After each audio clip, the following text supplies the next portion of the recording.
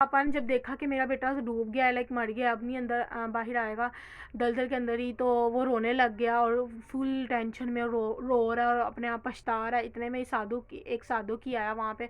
उसने पूछा कि भाई तुम इतना यहाँ पे क्यों रो रहे हो, क्या वजह है?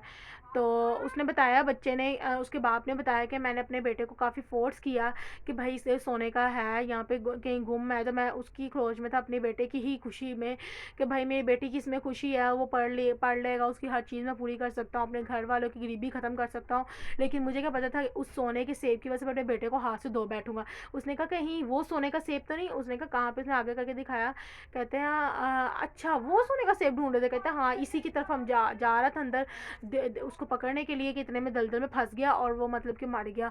उसने कहा कि एक दफ़ा देखो तो सही, उसको जूम करके उसको देखो एक दफ़ा कि क्या वो जो एप्पल है वो सोने का है या मतलब कि क्या है। उसने कहा कि नहीं, वो एप्पल जो है सोने का है, मुझे किसने बताया? उसने कहा कि एप्पल के बिल्कुल ऊपर देखो।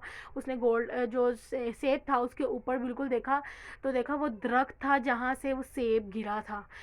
ठीक है, वो दरख्त पे और भी बहुत ज़्यादा लगे हुए थे। तो उसने कहा कि तुम भाई इस तरह मतलब कि किया क्यों? कहते हैं मैं अपने बेटे की खुशी देखना चाहता हूँ। साधु ने बड़ा अच्छा रिप्लाई किया। उसने कहा कि तो अपने बेटे की खुशी एक दफ़ा उससे पूछ तो लेते, उसकी खुशी किस चीज़ में है।